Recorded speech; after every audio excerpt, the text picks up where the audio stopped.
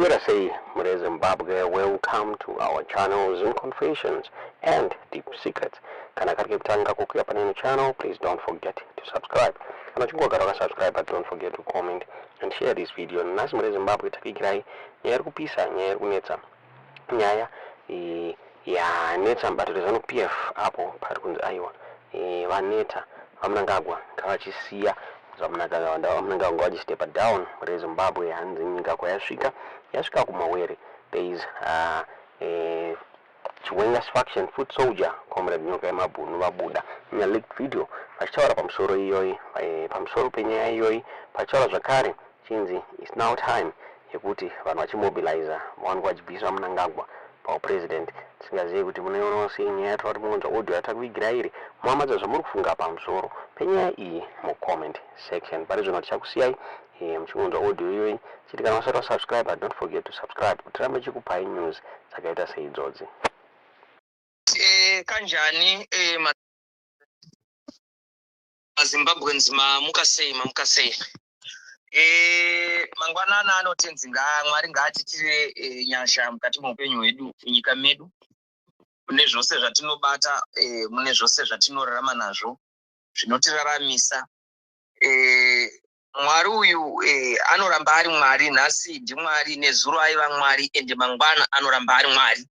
Kana musi wedemonstration anenge ari ngori Mwari, mukubvisa Mnangagwa acharamba ari ngori Mwari. Saka isu tiri kuti ngatinamatire nyika yedu, ngatinamatire change mukati menyika yedu mangwananano. Saka some of us tinombotanga taenda kunonamata musiki tomukudza nokuti pasina Mwari hapana chimwe chakaitwa pamusoro pepasi. Kana ukavaka pasina Mwari unovakira pasina. Even mudemonstration yedu tiri kuti Mwari ivai minesu, nekuti Mwari munoziva medzisiro ezvinhu, ende tinovimba nemi Mwari pamusoro pepasi kumazuva ose, kumisi yose yemazuva. Isu chatiri kungoda mukati menyika yeZimbabwe, tiri kuda mutungamiri anotya Mwari. Takava nemutungamiri anotya Mwari, nyika yedu yakomborerwa. Kana takava nemutungamiri anotya Mwari, kuda kuti haticharasikirwa nevanhu kuburikidza nekuurayiwa nekuda kwezvinhu zvine chekuita nematongerwo enyika. Because pese paanofunga kuti atume vanhu kuti ende munouraya nhingi nekuti haasi kuda zvandiri kuda, anotanga kufunga nezvaMwari kuti Mwari unoti kudii, Mwari unorevei mumagwaro ake pamusoro pekuuraya munhu asina baba. So tiri kuchema mutungamiri anotya Mwari, mutungamiri anobatanidza nyika. Politics dzedu dzenyika yeZimbabwe is now high time kuti dzichinje. Politics dzedu dzemunyika medu taakuda kuti dzichinja. Hatingati politics dzaitwa kuma-2000 ndo politics dzatoramba tichiita nazi. Politics dzine chekuita nehatred, politics dzine kuvengana, hatidzine politics idzodzo. Musa waste time magroups amuri muchisikira muchizvondana muchitukana, hey wewe uri wanhingi, aye wakani. You are wasting time. You are wasting time. Batanai varume chaivo vane pfungwa nevakadzi vane pfungwa nanasekuru vane pfungwa vanoshare maideas. Tobva sei munhamo yatiri iyi? What is the way forward? That is what we want. Kwete kusikira muchitukana, hey wewe uri wazanu, hey wewe uri munhu wachamisa, hey wewe aye wazvivake nyika izvo. Tinoda vanhu vane pfungwa dzinovaka nyika. Tinoda vanhu vanounza maideas patebwa. Taumana mukomana ngaaende uyu, asi kana aende vakomana toda kuti zvakati zviitwe, vakomana toda kuti vabereki vaitirwe zvakati, toda kuti marodzi agadzirwe, ndo nyaya dzamunofanira kunge muchitaurira magroups. Kwete zvokusikira muchingotukana zvinhu zvisina nebasa rese, ningi mubumbwa, ningi zvakati. Iwe wakambogadzira munhu here? Vanhu ndevamwari, vanhu ndevamwari. Mabhodha ese amuri kuona aya takapihwa nevarungu aya. Varungu ndo vakaunza mabhodha. Saka dai pasina mabhodha iwaya, pamwe vanhu vainge vachitoyambuka pasina kana passport kuenda South Africa, pasina kana passport kuenda kuMozambique, pasina kana passport kuenda kuMalawi. Saka chamunotukirirana chii? Ndo the problem yaminayo vanhu vatema, amupanane value pamusoro pekurarama, especially kuAfrica kuno. Ngativei tichibatana. Asina mhosva munhu abva kuMalawi. Kana vabereki vake vakabva kuMalawi kuma 40 kuma 20 nechitupa chemuZimbabwe azvina basa izvo. chatinongoda ndechekuti tinoda vanhu vari honest, hatidi mbavha. Tinoda vanhu vanotaura zvinhu zvinobata nyika, zvinhu zinovaka nyika, zvinhu zvinobatanidza vanhu. Isu takaramba tribalism munyika medu, hatidi. Saka Mwari ngaave anesu misi yese yemazuva ekurarama pamusoro pepasi. Inini hangu regai nditaure chinhu ichi. Vakomana vari panapa, endai mutaurire Mnangagwa kuti it's high time now. It's high time now. Kuti aende paTV anoresigna. Because kwatatarisa, handidi kukunyeperai. Kana muchindinzwa regai ndidzokeredze chaizvo. Kwatatarisa hakuna kumira zvakanaka. Kana Mnangagwa ari mumwe, ngaangoti mukombe ngaudarike. Because kune masaisai egungwa ari kufamba zviri very legendary. And masaisai iwayo haasi kuzomusiya Mnangagwa ari president. I'm telling you this, mark my words. Kana Mnangagwa ari munhu anowana mhezisiro ezvinhu, it's now hard time kuti iye pachake angoenda paTV atati akomana vane veZimbabwe, inini handisisiri president, ndaita step down. In peaceful enterprise anogara zvake. Because vanhu vari very bitter. We don't know what is going to happen zuva racho. Kumba kwake chaiko kumba kwake chaiko togona kusvika kana mfungo pamwe hatikusviki. Kumba kwake chaimuso demonstration tada tichagona kuti kusvika. Hatidi kuti nyika yedu izosvika patime yakafanana nezvakaitika kuna Libya zvokuti mutungamiri wenyika Gaddafi akazenga akutorwa nevanhu achimwe. Vanhu vari bitter. Because avatadze kuva bitter nenyaya yekuti ezvezvo vanhu vakabva kuvara maaccident. Ndege dzinenge dzichingo zvikopokopo zvakatengwa zvakadi kubhuruka kunotora vanhu vaende kuchipatara. Kuneiko kuchipatara kwacho kunongotorwa vanhu vachienda?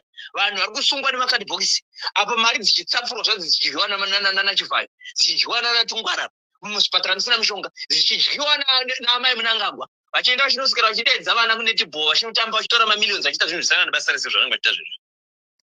Hatidi nyika yakadaro isu. Hatidi, haisiriyo Zimbabwe yatiri kuda. Mnangagwa, he must go, he must pack his bags and go peacefully. Kana uchida hako kuzopiwa dignity in Africa, I think Mnangagwa kana uri mumwe resigna before masaisai ari kuuya asati asvika. Because achakupfekenyudza hembe zvokuti uchasara ukashama. Kana uri mumwe usanyeperwe zvako nemabutlikers nemapressingers who are surrounding you vachikuti uri right iwe zvako uri wrong. Nekuti chavari kuda ivo vari kuda kuba nezita rako iwe uchibawo futi uchitira vana vako. Chidictatorship chaukapiwa naMuseveni icho chauri kuda kushandisa chekuti uda kuzosiyira vana vako, then that's the reason why ungochiuraya mageneral kuti usiyire nyika vana vako. Is not going to work, I'm telling you.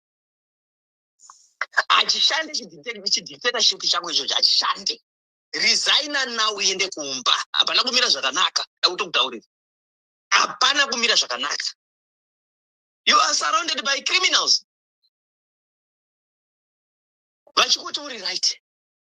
Uri right chete. And let me tell you one thing. Achiri kuchaya. Vese vakakutenderedza, they are not going to be there to defend you. Nokuti some of them vanenge vatori parally tikutovata. Ani mazvaona ka?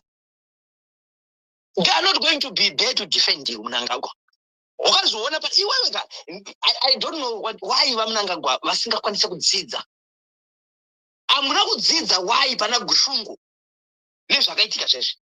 Iwe ndiwe munhu waifanira kunge utone experience manje uchitotaura kuti Mnangagwa ka nyaya dzingatisiyanei nadzo.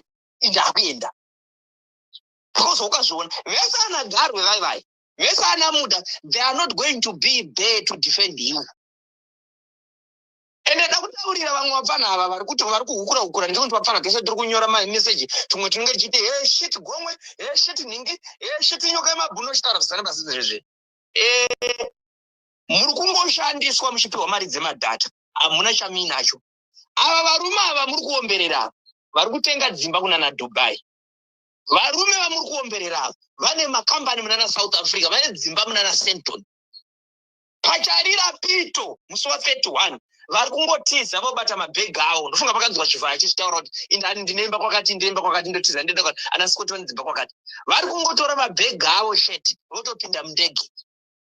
Akutoenda kunogara somewhere. Iwewe zvako wauraya career yako yepolitics uchishandiswa nevanhu. Unotiza uchienda kupiwe. Unotanga kutiza uchadu. Otanga kutiza unogara munana Soweto. uchatiza uchienda kupi iwewe?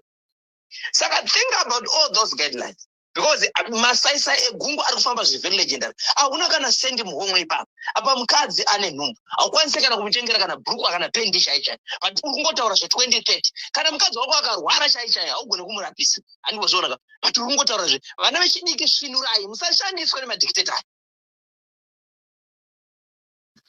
Musashandiswe svinurai musashandiswe. I'm telling you. Then pane vanhu vari kuteerera zvekutaura gamba akwe izvo zvokunze geza azonzwai geza aewa ndarageza ari free and ari safe ndarageza and haasi kutiza futi sambonyeperwa nevanhu ndarageza haasi kutiza anobatwa nani kwanomubata.